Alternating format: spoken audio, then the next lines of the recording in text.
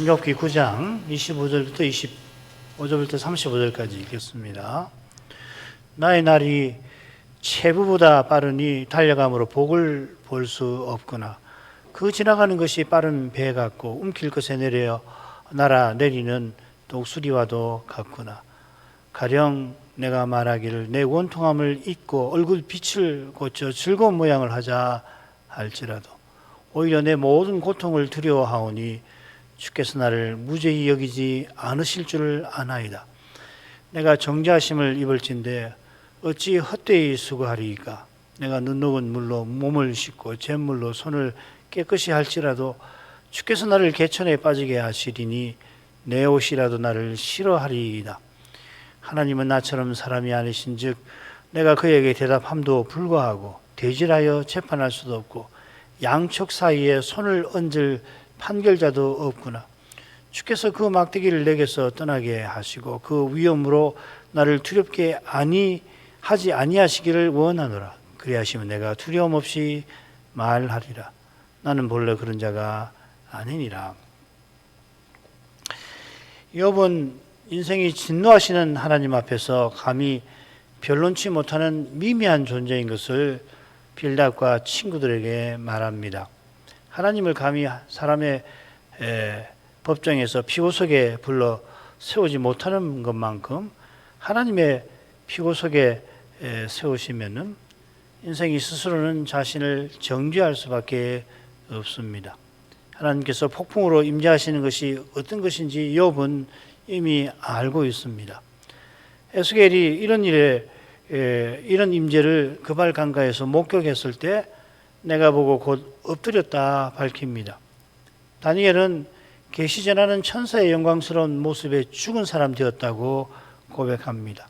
욥이 선지자라면 비슷한 경험을 여러 번 했을지 모릅니다. 친구들의 오해와 달리 욥은 그저 억울해서 자신을 의롭다고 항변하는 게 아닌 겁니다. 욥만큼 하나님을 바로 알고 그 앞에 순전한 이가 그 시대에 없습니다마는 해 아래서 벌어지는 현실에 사로잡힐 때는 자기를 돌아보지 아니하고 자기 생명을 천히 여기게 됩니다. 엘리야가 위대한 승리를 거둔 후에 자신의 눈앞에 펼쳐지는 현실이 자신의 깨달음에 확신에 너무나 어긋나 보일 때에 그와 비슷한 태도를 보였던 것입니다.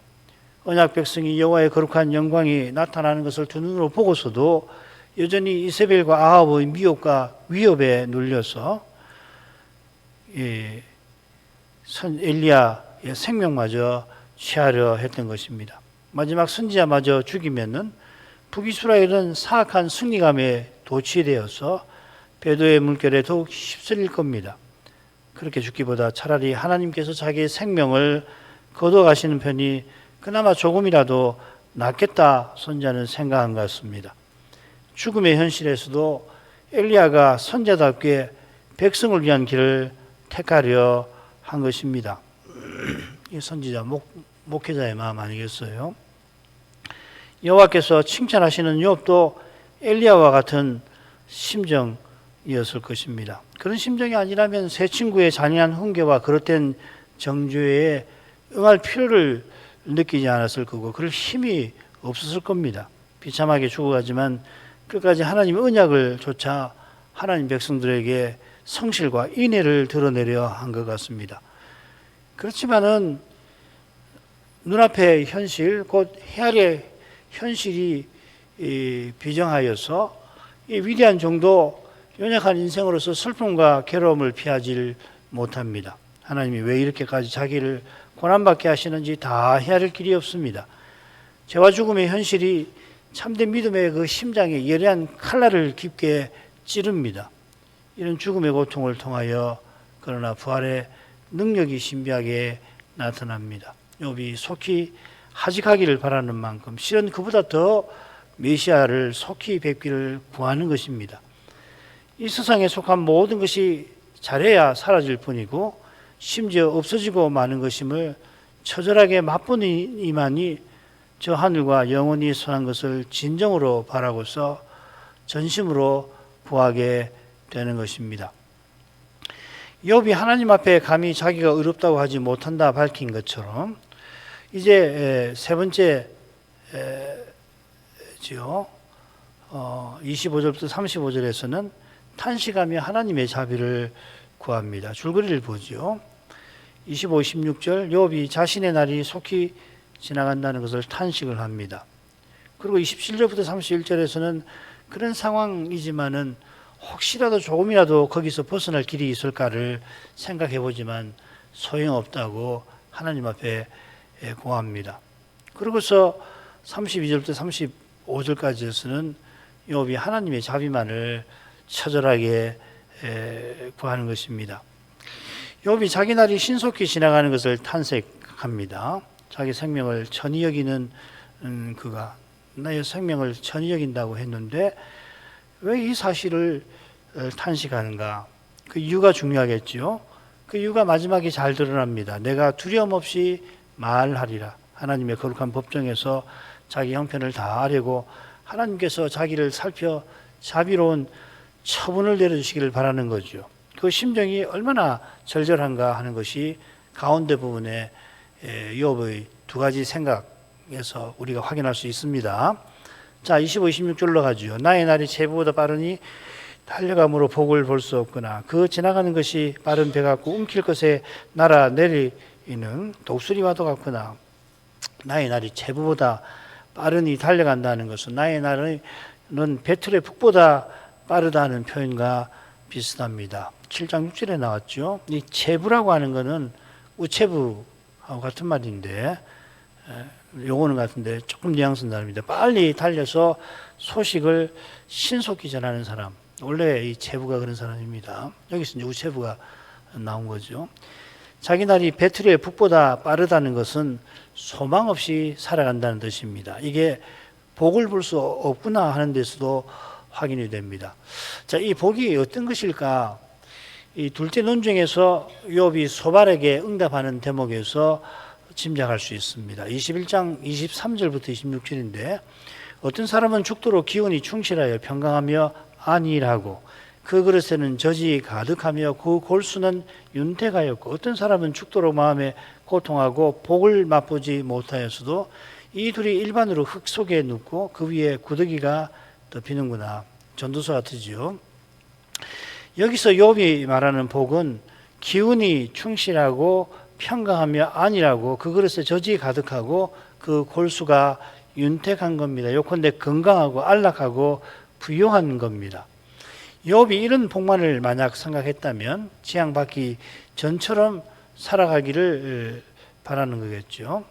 그러나 그러니까 전처럼 이렇게 안락하게 부유롭게 평안하게 살기를 바라는 건데 그러나 자기의 남은 생애가 소망 없이 지나간다 한 것처럼 욥이 자기 생명을 천히 여긴다면서도 영혼 깊은 곳에서 이 소망의 장래를 간절히 바라는 것입니다. 이게 이제 그가 말한 복의 중요한 내용이겠죠. 욥은 빠른 배나 움킬 것에 날아내리는 독수리 이미지를 써서 자신의 날들이 신속히 지나간다고 강조합니다. 이 빠른 배는 원문대로 하면 갈대 배입니다. 좁고 긴 유선형 혹시 그런 그림 보셨는지 모르겠지만은 이집트 나일강에 보면은 갈대로 만든 길고 그 좁고 긴 유선형 배를 가지고서 빨리 이 항해를 하는 걸 볼 수 있는데요. 또 독수리는 사냥감을 보고 번개처럼 덮칩니다. 날들이 신속히 간다는 것은 살 날이 얼마 남지 않았다 하는 뜻만 아니라 더 중요한 것은 하나님의 진노 아래 있다는 거죠. 시편 90편 우리의 모든 날이 주의 분노 중에 지나가며 우리의 평생이 일시간에 다였나이다. 해 아래서 사람이 70년을 살고 강건하면 80년을 살지라도 요즘은 100세도 산다고 하는데 그 연수의 자랑은 수고와 슬픔뿐입니다. 우리 스스로는 영원히 남는 것이 전혀 없습니다. 하나님께서 믿는 우리에게 그리스도를 주시는데 이 그리스도께서 영원하십니다.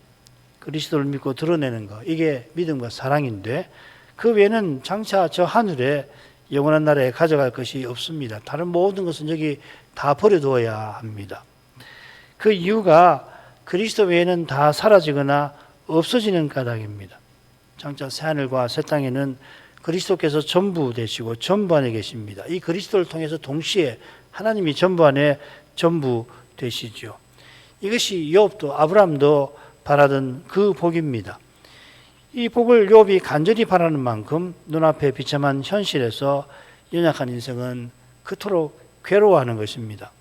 심히 괴로운 가운데서 욥이 기도합니다. 자, 줄거리도 보십시다. 27, 28절 욥이 즐거운 모양을 꾸미면 어떨까? 잠시라도 이 괴로운 데서 벗어나기 위해서 웃어보자 생각하지만 이내 하나님의 진노에서 벗어나지를 못한다는 것을 깨닫습니다. 한가운데 욥의 탄식이 나옵니다. 내가 정죄하심을 입을진데 어차피 내가 형벌 받을 텐데 수고해봐야 헛되는 거 아닌가 탄식하는 거죠. 그리고 다시 30, 31절에서는 또 다른 생각을 해보는 거예요. 스스로 깨끗하게 해봤자 결국은 미움받을 거다. 내 옷이 나를 미워할 거다. 그런 내용입니다. 자, 무슨 내용인지 자세히 살펴보죠. 27, 28절 가령 내가 말하기를 내 원통함을 입고 얼굴빛을 고쳐 즐거운 모양을 하자 할지라도 오히려 내 모든 고통을 두려워하오니 주께서 나를 무죄히 여기지 않으실 줄을 아나이다. 가령 내가 말하기를 하면서 욥은 이 괴로운 현실에서 벗어나고자 고심하면서 생각한 방법을 이제 두 가지를 언급하는 겁니다. 욥이 겪는 고난과 고통, 슬픔과 괴로움이 얼마나 극심한가 조금이라도 헤아린다면 그가 연약한 인생으로서 이 고난의 괴로움을 피해보려고 얼마나 애쓴 것인가를 충분히 이해할 수가 있습니다. 베드로 사도가 고난당할 때 잠시 근심하게 되지 않을 수 없다고 밝힌 것처럼 고난 중에 우리는 여러 가지 시험을 겪습니다.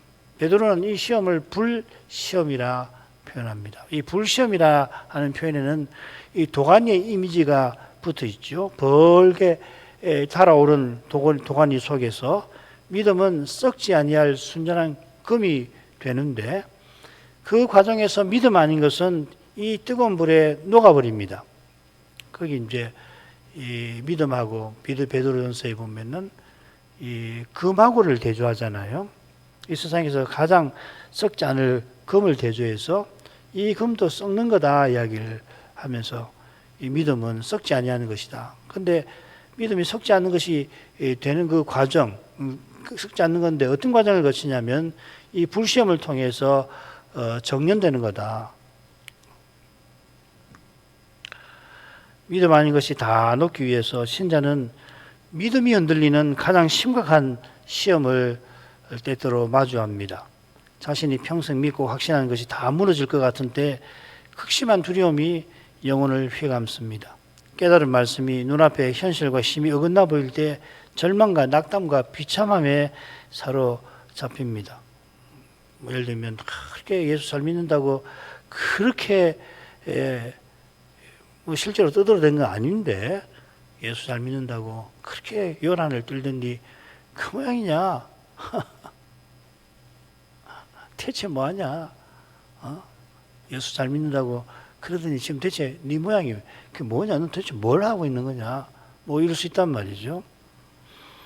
연약하니까 그거 물리칠 수가 없고 그런 말하는 사람이 대개는 친지고 지인이고 그러는데 그러면 참 비참하죠. 육의 몸을 입은 인생이라 거기서 벗어나려 합니다. 괴롭거든요.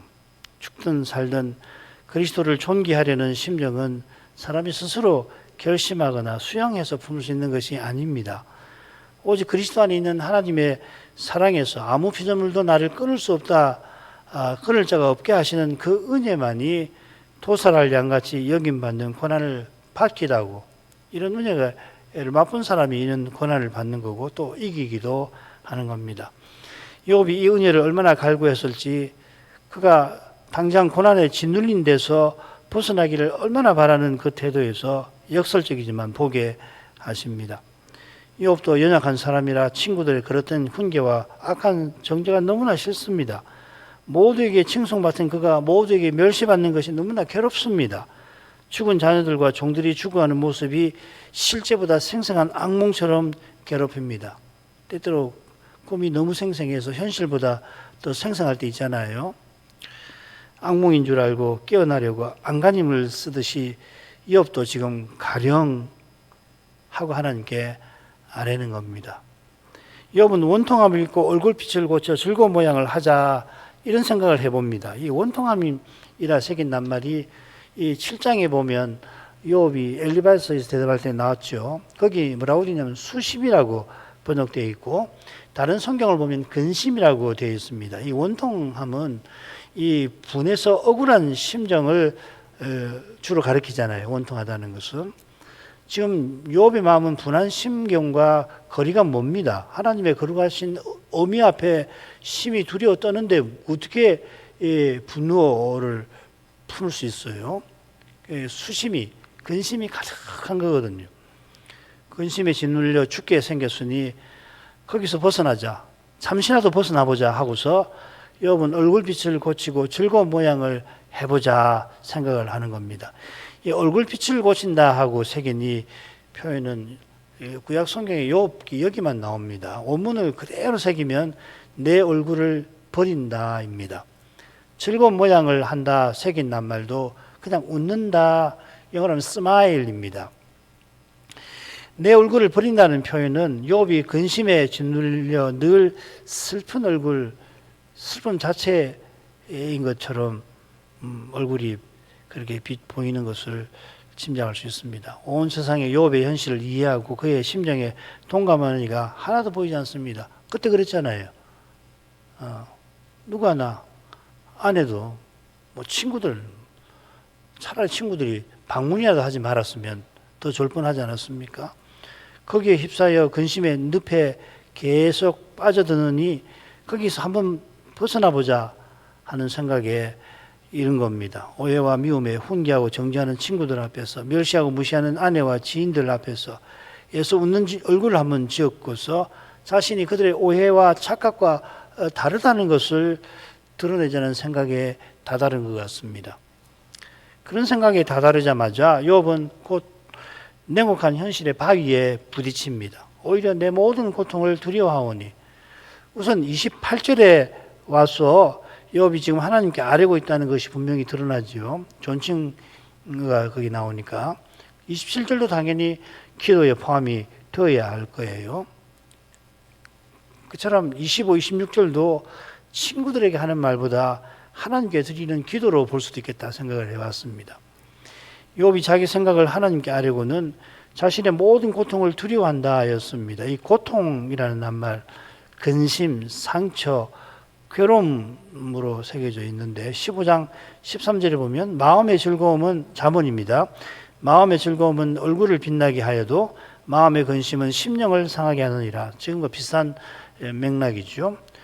욥이 얼굴을 바꾸어 웃고자 하지만 얼굴을 빛나게 하는 것이 자기에게 없다고 하려는 겁니다. 오히려 심령을 상하게 하는 고통이 지금 마음에 가득합니다. 이 가득한 고통을 욥이 두려워합니다. 하나님께 그저 자기 고통을 호소하는 게 아니라 고통과 관련된 두려운 일을 하나님께 아뢰고 있는 겁니다. 바로 그 일이 뭔가 하면 주께서 나를 무죄히 여기시지 않는다는 겁니다.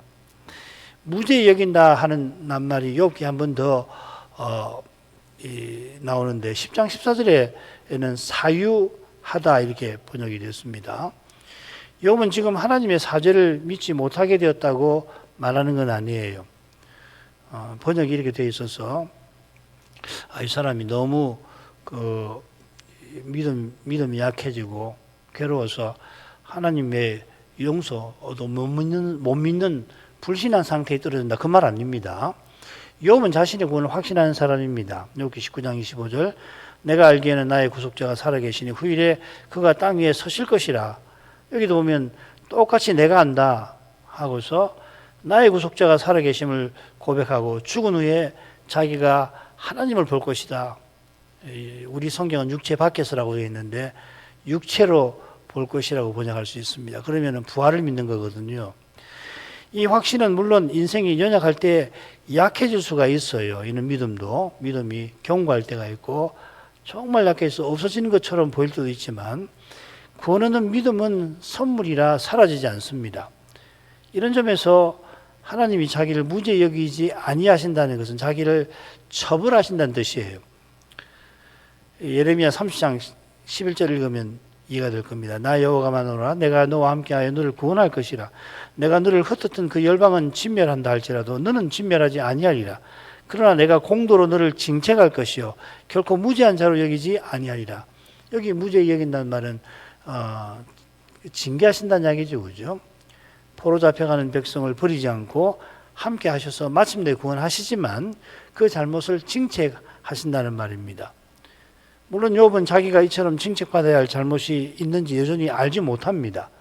자기가 알지 못한다고 해서 없어지는 게 아니니까 욥은 이미 받은 두 재앙과 지금 친구들 때문에 받는 고난 앞에서 하나님의 처분을 고통스럽게 받아들이려 하는 겁니다. 29절 내가 정죄하심을 입을진데 어찌 헛되이 수고하리이까. 자기가 정죄하심을 입은 분명한 사실에 크게 낙담하는 겁니다. 정죄하심을 입는다는 표현이 20절에 이미 나왔습니다. 내가 의로울지라도 내 입이 나를 정죄하리라. 하나님을 감히 사람의 법정에서 피우석에 세울 수 없듯이 하나님의 법정에 서면 스스로는 자신을 정죄하게 된다는 겁니다. 이것은 장차 하나님의 칭찬과 상급을 우리가 당연하게 여기지 아니하게 될 것과 딱 붙어 있죠.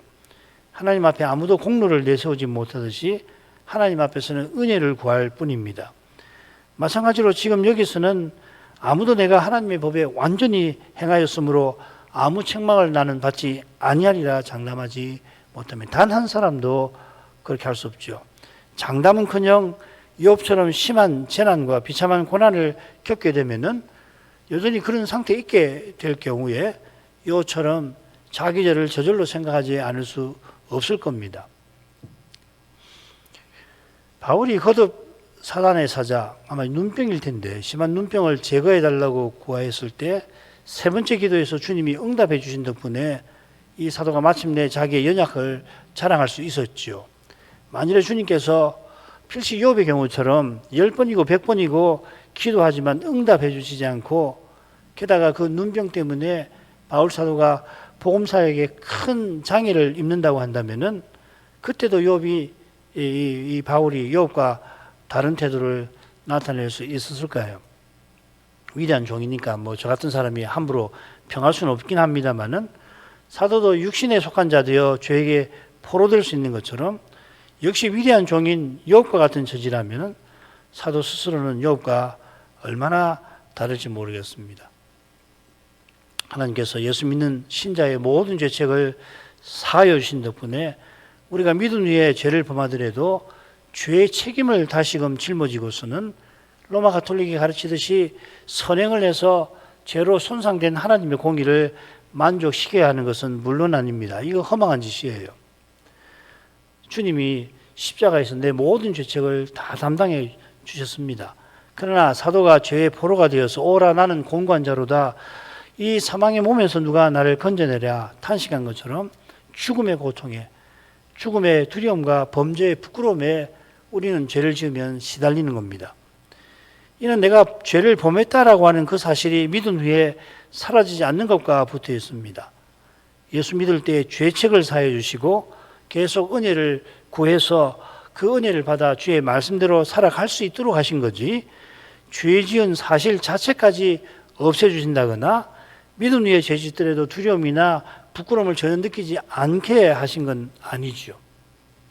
만일 누가 그렇게 뻔뻔하게 말한다면 그는 하나님 은혜를 빙자해서 스스로 속일 뿐입니다. 그렇게 될 수가 없어요. 그러니까 이게 아주 죄론과 관련되는 거 아니에요? 죄책을 사하여 주시지만 내가 죄를 범했다는 사실 자체가 없어지는 거 아니에요. 그런 점에서 우리는 예수 믿은 후에도 여전히 죄인이고 그 죄를 범했다는 그 사실 자체로 말미암아 또 죄를 짓는 거란 말이죠. 대표적인 것이 전에 지은 죄가 생각났을 때에 그럴 때 이제 그 죄가 심각하거나 혹은 때때로는 똑같은 죄도 어떤 경우에는 굉장히 양심의 가책을 느낄 수가 있게 되는데 그럴 때 이제 조심해야죠. 그 가책에 갇히면은 이전에 지은 사실 때문에 또 다른 죄를 지을 수 있는 거거든요.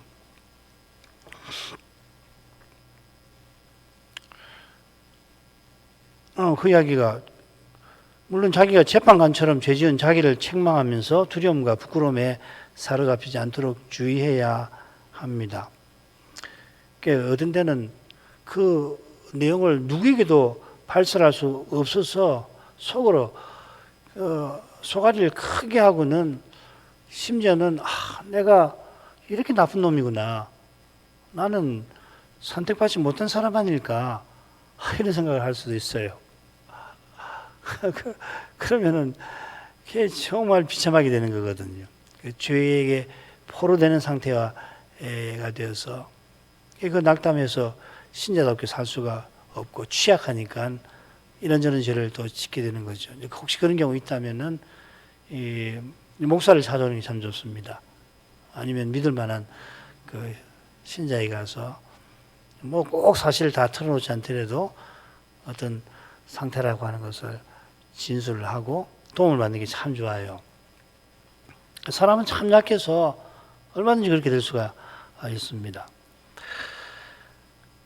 하나님께서 자기 아들을 아끼지 않고 내어주신 그 사랑의 영광을 계속 뵙기를 힘써야 합니다. 달리 방법이 없어요. 늘 배워야 오늘도 뵙고 다음 주도 뵙고 또 날마다 뵙고 그래야 죄와 죽음의 권세를 견디는데 더 나아가서 하나님께서 십자가의 영광을 비추셔서 이업처럼 사람이 견디지 못하는 고난을 통해서 죄와 죽음의 권세를 이기게 하시는 거란 말이죠. 이 방식이 참으로 거룩한 탓에 이미 강서를 통해서 말씀을 통해서 이런 방식을 알고 있다 하더라도 직접 그 고난 속에 들어가게 되면은 때또 이업처럼 비참하게 좌절하면서 자신의 죄에 관하여 토로하곤 합니다. 뭐 온갖 죄가 생각이 나는 거죠. 욥이 어찌 헛되이 수고하리까 할 만큼 좌절합니다. 잠시라도 좋으니 이 극심한 고통에서 벗어날 수만 있다면은 그 길을 택하고 싶은데 간절한 바람과는 달리 그런 길이란 없다는 것을 너무도 잘 아는 겁니다. 욥이 몇 달째 악창의 고통에 시달린다고 고백했는데 그걸 고려할 때에 그 여러 날 욥이 이런 바람을 품다가 버리기를 얼마나 거듭했을지 짐작하는 것조차도 우리의 마음을 짓누를 지경입니다. 그런 거죠. 내가 눈 녹은 물로 몸을 씻고 잿물로 손을 깨끗이 할지라도 주께서 나를 개천에 빠지게 하시리니 내 옷이라도 나를 싫어하리이다. 욥이 자기가 정죄를 피하지 못하는 줄 알지만 혹시 피할 길이 있을까 생각해 봅니다. 그가 또 생각한 길은 뭔가 하면 눈 녹은 물로 몸을 씻고 잿물로 손을 깨끗이 하는 겁니다. 이 눈 녹은 물이나 잿물은 이 세정제 같은 것 같아요. 여러 가지 해석이 있긴 하지만 특히 눈 녹은 물 같은 경우는 이 세정제, 비누 같은 거라고 생각하시면 됩니다. 몸과 손을 씻는 것은 이건 일종의 정결 예식을 가리키는 표현 같습니다. 후대 모세 율법에 보면 물을 사용하는 정결 의식이 있는데 모세 시대 전에도 노아나 아브라함이 제사를 드려서 여호와를 가까이 했던 것처럼 짐승을 죽였잖아요.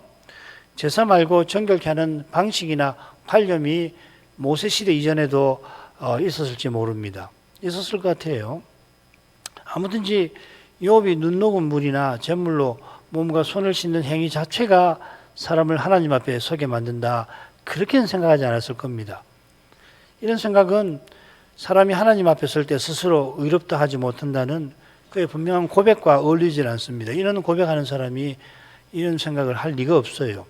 제사 자체가 죄를 없애지 못하지만 제사를 통해 용서받는 길을 하나님이 내셨잖아요.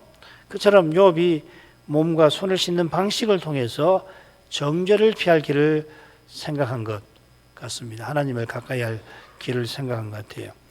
그러나 그런 방법을 혹 자기가 택한다 할지라도 하나님이 그 방식을 무효케 하실 거라고 욥은 생각합니다. 하나님께서 욥을 개천에 빠지게 하실 거다 했는데 이 개천이라고 새긴 말이 욥기 6번 더 나오는데 5번은 구덩이라고 새겼고 한 번은 무덤이라 새겼습니다. 무덤은 말할 것도 없고 흙구덩이에 빠지면 부정하게 더러워지는 거죠. 얼마나 부정한가 하면 내 옷이라도 나를 싫어할 정도라고 욥이 밝힙니다. 그러니까 무덤 같은 곳인지도 모르겠습니다. 이 싫어한다고 새긴 낱말은 제의적으로 제사의식적으로 가정한 것이 되는 제사 드릴 수 없는, 절대로 제사 드릴 수 없는 그런 상태를 가리켜 사용됩니다. 하나님께서 내신 방도라도 나에게는 무용지물이라고 욥은 생각하는 겁니다. 이게 얼마나 고통스러운지 모르겠네요. 다른 사람에게는 통할지 모르지만은 나한테는 통하지 않겠구나. 다른 사람은 다를지 모르지만 나는 여기서 벗어날 수 없구나. 뭐 이런 거거든요. 참 다른 사람은 다 멀쩡히 살고 다른 사람은 별 어려움 없이 사는 것 같은데 나는 왜 이런가? 그런 생각에 사로잡히면은 이 욥이 지금 어떤 생각을 하고 얼마나 괴로워하는지를 그분들은 충분히 이해하실 것 같아요. 우리도 이제 그런 경험이 없더라도 생각해 볼 수 있는 거죠. 그 다음 가죠. 하나님은 나처럼 사람이 아니신즉 내가 그에게 대답함도 불구하고 대질하여 재판할 수도 없고 양측 사이에 손을 얹을 판결자도 없구나. 주께서 그 막대기를 내게서 떠나게 하시고 그 위험으로 나를 두렵게 하지 아니하시기를 원하노라. 그리하시면 내가 두려움 없이 말하리라. 나는 본래 그런 자가 아니니라. 32절은 이 앞에 부분에 이유를 제시를 하고 있습니다. 정죄와 징책에서 벗어날 길을 생각했지만 다 소용없다고 느끼는데 그 이유가 뭔가를 여기서 밝히는 겁니다. 그 이유의 결정적인 근거가 뭐냐면 하나님 나처럼 사람이 아니시라는 데 있습니다. 욥이 인생 중에 누구보다 순전합니다마는 거룩하신 하나님 앞에서는 부족하고 부족할 뿐입니다. 사람이 죄 없는 상태에서도 스스로는 하나님께 가까이 못합니다. 하나님이 친히 언약을 세우셔서 그 길을 내셨습니다. 낮아지신 거죠. 이런 하나님이시라 사람이 감히 하나님께 송사를 벌일 수 없습니다. 대질하여 재판할 수도 없다 하는 겁니다. 이는 양측 사이에 손을 얹을 판결자가 없다는 말이기도 합니다. 이 영어 성경을 보니까는 판결자 대신에 중보자 혹은 중재자라고 arbiter, mediator라는 말인데 그렇게 새긴 영역본들이 꽤 있습니다만은 여기 사용된 동사는 심판, 판단 행위에 사용됩니다. 그러니까 거룩하신 하나님을 사람의 법정은 물론이고 어떤 법정에서도 피구석에 세울 수가 없고 아무도 하나님을 재판할 수 없다 하는 뜻이에요. 그래서 이 중재자라든지 중보자라든지 이런 말을 쓰면 안 될 것 같습니다. 인생이 거룩하신 하나님 앞에 취할 태도는 언제든지 그분의 자비와 인애와 선하심과 사랑과 긍휼을 구하는 겁니다. 주께서 그 막대기를 내게서 떠나게 하시고 그 위험으로 나를 두렵게 하지 아니하시기를 구하노라. 이 막대기라는 건 다른 데 보면 매라고 되어 있기 번역하기도 하고 징벌, 하나님의 매, 징벌을 가리킵니다. 여러분 하나님의 매를 맞고 있고 그분의 위험에 두려워 떨고 있습니다. 하나님이 왜 이리 하시는지 몰라서 더 괴롭습니다. 그가 바라는 것은 하나님에 대한 두려움 없이 하나님을 향하여 두려움 없이 말하는 겁니다. 자기가 의롭다고 하나님 앞에 항변하려고 하는 게 아니라 하나님께서 왜 이러시는지 참으로 알고자 하고 하나님이 이 괴로운 형편을 제발 살펴주시라고 구하려고 하는 것입니다. 이게 이제 이어지는 넷째 부분 10장부터 이 부분 이 내용이 다루어질 겁니다. 그러나 현실은 그렇지를 못합니다. 나는 본래 그런 자가 아니니라 이렇게 번역했는데 이게 무슨 말이냐면 자기가 실은 두려움 없이 말할 수 있는 처지가 아니다 하는 말이에요. 그러지 않고 그냥 읽으면 조금 이해가 안 되잖아요. 내가 본래 그런 자가 아니다. 그게 아닌 했는데 그렇게 두려움 없이 말할 수 있는 처지가 못 된다. 그렇게 처절하게 탄식하며 말하는 겁니다. 혈에서 이 욥의 처지를 보면 참 세상에 이렇게 불쌍한 사람이 없지요. 그는 이미 모든 것을 잃은 것 같은데 조금 남은 것마저 다 잃을 처지에 몰린 것 같습니다. 그러나 해저 너머에서 하나님께서 그가 영원히 남을 걸 누구보다 순전하게 붙들도록 만들고 계십니다. 그것이 바로 하나님께서 보내실 메시아이십니다. 욥이 비참하게 하나님의 자비를 구합니다마는 그 자비를 우리가 꼭 받게 하려고 하나님이 얼마나 비참하게 되셨는지를 기억해야 합니다. 메시아께서 모든 일에 우리와 한결같이 시험 받으실 때 욥도 바울도 그 누구도 주님의 고난을 다 헤아리지 못할 겁니다.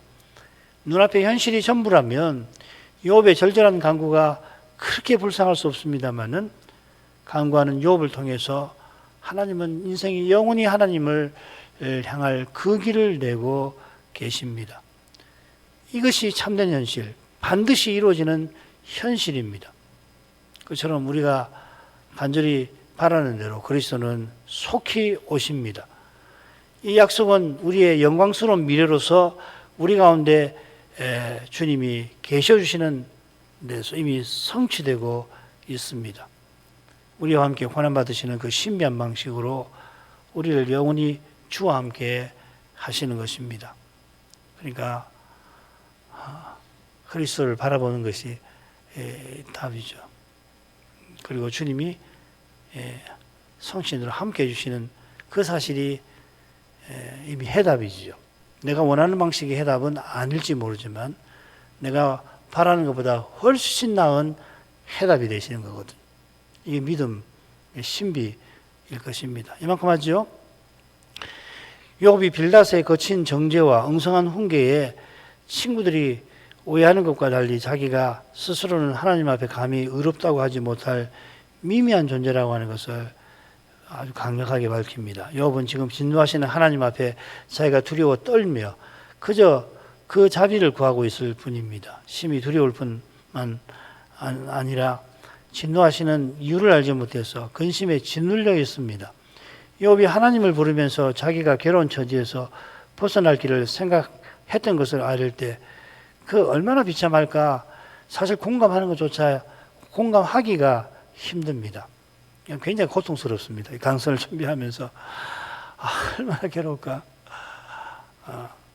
그러나 인생이 욥처럼 그렇게 고난받고 견딜 수 있는 것은 하나님이 사람 되셔서 십자가에 이르시기까지 가장 뛰어난 인생이라도 헤아릴 수 없이 비참하게 고난 받으신 거기 있습니다.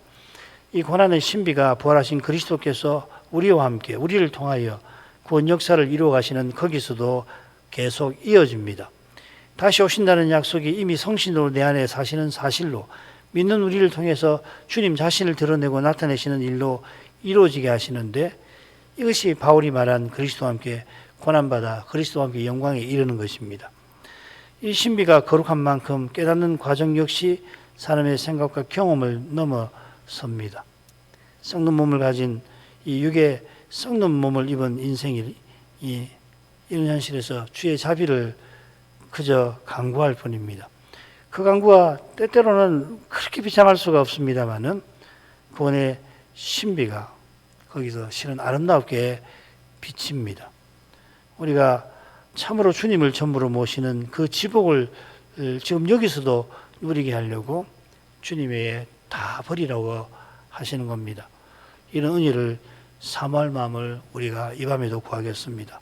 이런 마음을 구하는 마음과 구하는 말씀으로만 되는 건데 이런 말씀을 다음 세대에도 전해주시기를 구하겠습니다. 기도하겠습니다.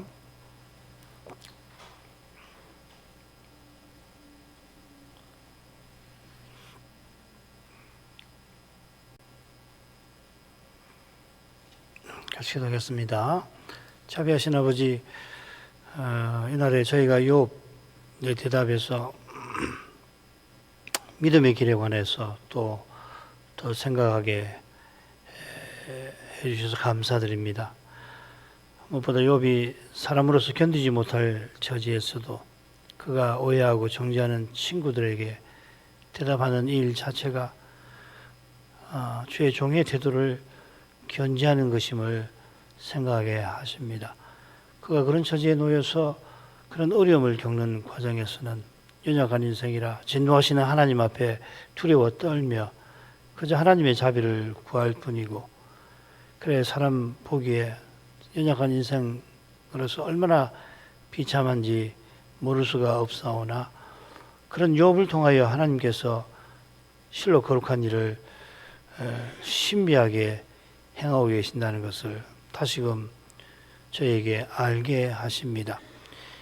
욥이 얼마나 괴로웠으면 거기서 우선이라도 잠시라도 우선 벗어날 길을 있을까 생각한 거기서 얼마나 비참한 처지였던가를 도민은 공감하는 것조차도 힘겨운 것을 고백합니다.